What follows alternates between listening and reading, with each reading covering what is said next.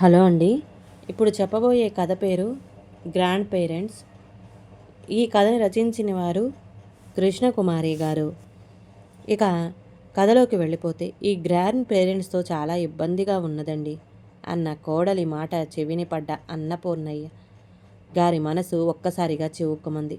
భార్య అన్నపూర్ణ వైపు చూశారు. ఆవిడ తల వంచుకొని ఏదో చదువుతుంది. ఎప్పుడు గుంటూరు వదిలి రాని ఆ ఇద్దరు మార్చి నెలలో కొడుకు దగ్గరకు రావడం, అనుకోకుండా లాక్డౌన్ వల్ల అక్కడే ఉండిపోవడం జరిగింది. ఆ తరువాత తిరిగి గుంటూరు వెళ్ళిపోతామన్న కొడుకు కోడలు ఒప్పుకోలేదు. అక్కడైనా మీ ఇద్దరే కదా, అదేదో ఇక్కడే ఉండండి అని కొడుకు అంటే, నాకు కూడా ఈ పిల్లలతో వర్క్ ఫ్రమ్ హోమ్ కష్టంగా అత్తయ్య గారు అని కోడలు కూడా అనడంతో అక్కడే ఉండిపోయారు దంపతులిద్దరు. 3 పడకల ఇల్లు అవడం వల్ల పెద్ద ఇబ్బందిగా లేకపోయింది మొదట్లో.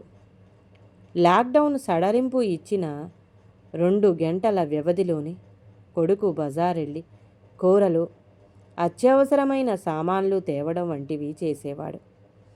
ఈ లాక్డౌన్ నిబంధనలు సవరించిన తర్వాత ఇంటి ముందుకే కూరలు రావటం, ఇతర సామాన్లు ఆన్లైన్లో తెప్పించుకోవడం వీటితో సరిపోతుంది. అందరికంటే బాగా సంతోషిస్తుంది మాత్రం మనవడు, మనవరాలు. మనవడు మహా చురుకైనవాడు. మనవరాలు మాత్రం దాని జాడ, బొట్టు బిళ్ళలు, మూరెడు పూలు అంటూ కాలానికి అనుగుణంగా కాక పాత తరం వాళ్ళలాగా తయారైంది. మంచిదేలే అనుకున్నారు అన్నపూర్ణమ్మ గారు. మధ్యాహ్నం ఒక కునుకు తీసి లేచే సమయానికి కోడలు టీ కలిపి ఉంచుతుంది. అది తాగేసి మనవడితో అన్నపూర్ణయ్య గారు, మనవరాలితో అన్నపూర్ణమ్మ గారు కాలక్షేపం చేస్తూ గడిపేస్తూ ఉండేవారు. కానీ ఈ మధ్య స్కూళ్ళు తెరిచి తెరవనట్లు ఆన్లైన్ క్లాసులంటూ మొదలయ్యేసరికి కొడుక్కి కోడలికి ఊపిరి ఆడటం లేదు. పిల్లలిద్దరికీ చెరో ట్యాబ్ కొనవలసి వచ్చింది. అందులో నుండే పాఠాలు వాళ్ళు చెప్పడం, వీళ్ళు వినడం అంతా కొత్తగా వింతగా అనిపించింది ఆ దంపతులకు. అప్పటిదాకా వేమన పద్యాలు, తెలుగు బాల పద్యాలు, సుమతీ శతకం వంటివి నేర్పించి అర్థాలు వివరిస్తూ కాలక్షేపం చేస్తున్న అన్నపూర్ణయ్య గారికి తోచడం లేదు. ఆడవాళ్ళు ఏదో ఒక వ్యాపకం త్వరగా కల్పించుకోగలరేమో కానీ మగవాళ్ళు అంత తొందరగా కొత్త వ్యాపకాలు తగిలించుకోలేరు. దాంతో ఆన్లైన్ క్లాసులు అయిపోయాక పిల్లలను మళ్ళీ పద్యాలు అంటూ విసిగించడం ఎందుకు అనుకున్న అన్నపూర్ణయ్య గారు కొడుక్కి చెప్పి వైకుంఠపాళి చార్టు తెప్పించి పిల్లలతో ఆడటం మొదలుపెట్టారు. మొదట్లో పాము నోట పడి వెనక్కి వచ్చిన ప్రతిసారి మనవడు, మనవరాలు ఏడుపు మొహం పెట్టేవాడు. అయితే వైకుంఠపాళి అంటే ఏమిటో అన్నపూర్ణయ్య గారు వివరంగా చెప్పిన మీదట మనవడు అర్థం చేసుకున్నాడు. కానీ మనవరాలు మాత్రం, తాత ఈ పిచ్చాట నేనాడను, రాత్రిపూట పాములు కలలోకి వస్తున్నాయి అంటూ తప్పించుకుంది. అప్పుడు అన్నపూర్ణమ్మ గారు మనవరాలిని దగ్గర కూర్చోబెట్టుకొని గ్రిల్ దగ్గర ఉన్న 5-6 రాళ్ళు తీసుకొచ్చి అచ్చంగిల్లలు ఆడటం మొదలుపెట్టారు. వర్క్ ఫ్రమ్ హోమ్ వల్ల కొడుకు కోడలు బిజీగా ఉండటం వల్ల పిల్లల పని పెద్దవాళ్ళు చూసుకుంటున్నారనుకొని సంతోషపడ్డారు ఇద్దరూను. అలా నడుస్తున్న సమయంలో ఆన్లైన్ క్లాసుల విషయంలో స్కూలు వాళ్ళు కోడలికి ఫోన్ చేసి మనవడి మీద హోంవర్క్ చేయడం లేదంటూ కంప్లైంట్ ఇచ్చింది. అప్పటిదాకా పిల్లల సంగతి పట్టించుకొని కోడలికి ఇదంతా తాత నాయనమ్మల ఆటల వల్లే అనే అభిప్రాయంతో ఈ గ్రాండ్ పేరెంట్స్తో చాలా ఇబ్బందిగా ఉన్నదండి. ఎప్పుడూ పద్యాలు, ఆటలు, పాటలు కెరియర్కు పనికొచ్చేవి ఒక్కటి వీళ్లకు తెలియవు. పాతకాలపు మనుషులు అంటూ స్కూలు వాళ్లకు చెప్పడం అన్నపూర్ణయ్య గారి చెవిన పడింది. ఆ తర్వాత కోడలు తన భర్త దగ్గరికి వెళ్ళి వీళ్ళ ఆటలు పాటలు పద్యాలు గురించి చెబుతూ హోంవర్క్ చెయ్యడం లేదన్న స్కూలు వాళ్ళ మాట కూడా చెవిని వేసింది. ఆ రాత్రికే అన్నపూర్ణయ్య గారు కొడుక్కి చెప్పేశారు, మరనాడు ఉదయమే తాము గుంటూరు వెళ్ళిపోతున్నట్టు. ఇప్పుడంత అవసరం ఏమొచ్చింది? ఇక్కడ ఇబ్బందేమీ లేదుగా మొహమాటానికి అన్నాడు కొడుకు. మనసులో వీళ్ళ వల్ల పిల్లలు హోంవర్క్ చెయ్యడం లేదన్న విషయం గుర్తుపెట్టుకొని, లేదులేరా, ఊరొదిలి 6 నెలలయింది. ఎంత కూతురు అల్లుడు అయినా ఎంతకాలమని ఆ ఇంటిని కనిపెట్టుకొని ఉంటారు, వాళ్ళకి ఇబ్బంది అంటూ సర్ది చెప్పారు అన్నపూర్ణయ్య గారు. కొడుకు డ్రైవర్ని పెట్టి తన కారులోనే తల్లిదండ్రులను గుంటూరు పంపించేశాడు. కోడలు అన్న మాటకు మీరు బాధపడుతున్నారా అని అడిగారు అన్నపూర్ణమ్మ గారు ఇంట్లోకి అడుగు పెడుతూనే. అదేం లేదులే అన్నపూర్ణ, ఇల్లు వదిలి చాలా కాలం అయ్యింది కదా, గాలి మళ్ళింది అంటూ మాట దాటేశారు. కానీ ఆమెకు మాత్రం అర్థమైంది. ఆ ఉదయం నలుగురికి బ్రేక్ఫాస్ట్ రెడీ చేసి ఒక్కొక్కళ్ళ పళ్ళెంలో పట్టుకొస్తున్న తల్లిని చూసి కూతురు అడిగింది, ఒక్కో ప్లేటుకి ఒక్కొక్కసారి తిరగకపోతే అన్నీ ఒకేసారి తేవచ్చుగా అని. ఎలా తెస్తానే, నాకున్నవి 2 చేతులు, అన్నీ ప్లేట్లు మంచినీళ్ళు గ్లాసులు ఎలా తేవాలి విసుగ్గా అన్నదాన్ని ఆ మనవరాలి అమ్మ.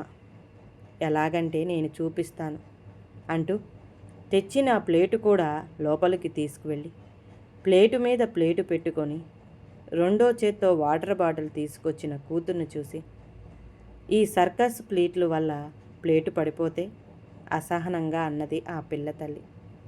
ఎందుకు పడతాయి నానమ్మ, గవ్వలాడేటప్పుడు ఒక గవ్వ ఎగరేసి కింద ఉన్న 4 గవ్వలు పట్టుకుని అదే చేత్తో ఎగరేసిన గవ్వ కూడా పట్టుకునేది. రెండో చేయి ఖాళీగానే ఉండేది.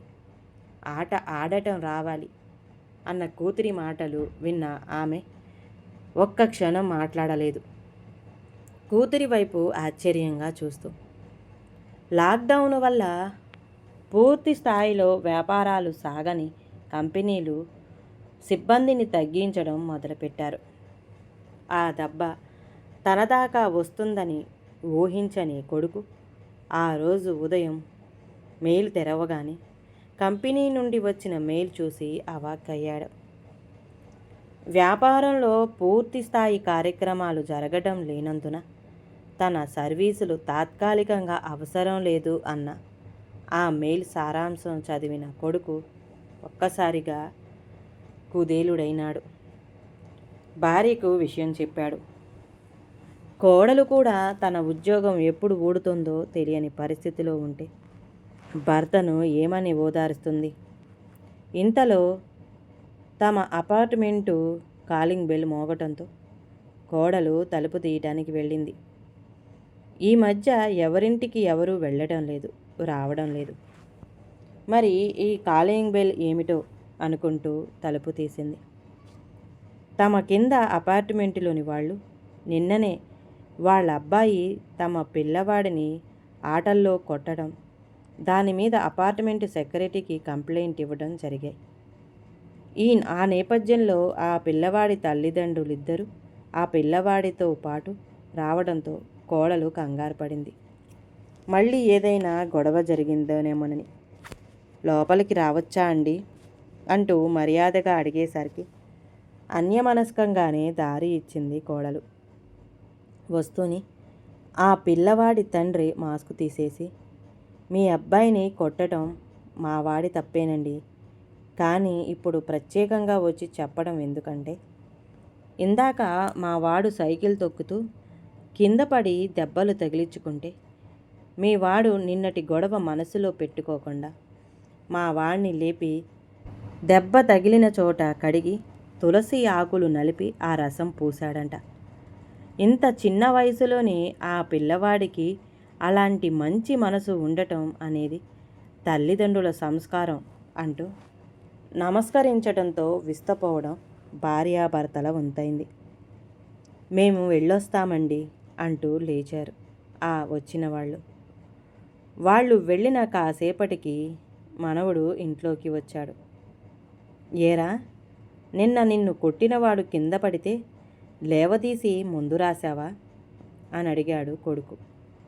అవును డాడీ, తాతగారు చెప్పారు కదా అన్నాడు మనవడు.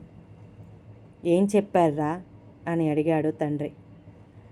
అపకారికి ఉపకారము నెపమన్నక చేయువాడు ధన్యుడు సుమతి. అంటే మనకు అపకారం చేసిన వాళ్ళు ఆపదలో ఉన్నప్పుడు సహాయం చేస్తే అప్పుడు వాళ్లకు మన మీద ఉన్న కోపం పోయి మంచి ఫ్రెండ్స్ అయిపోతాం కదా అన్న 9 ఏళ్ల ఆ పిల్లవాడి మాటలు విని ఆశ్చర్యపోయారు కొడుకు కోడలు. తండ్రి ఆ తర్వాత కూడా అన్యమనస్కంగా ఉండటంతో విషయం తెలియని మనవడు చెల్లి దగ్గరకు చేరాడు. తండ్రి తల్లికి తన ఉద్యోగం పోయిందని చెప్పడం విన్న ఆ పిల్ల అన్నకు ఆ విషయం చెప్పేసింది. పిల్లవాడు తండ్రి పక్కన కూర్చున్నాడు.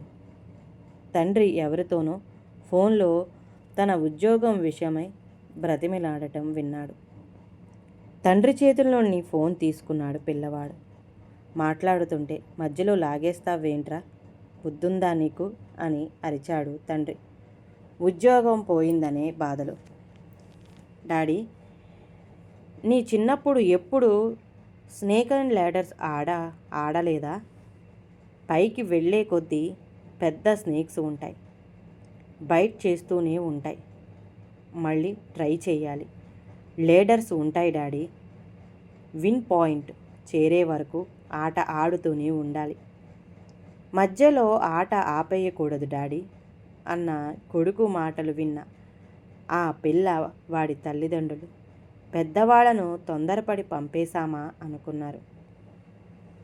ఇంటిలో ఉండే పెద్దలు తమ అనుభవాలను పిల్లలకు, ముఖ్యంగా మనవళ్ళు మనవరాళ్లకు నేర్పడం ఎంతో అవసరం.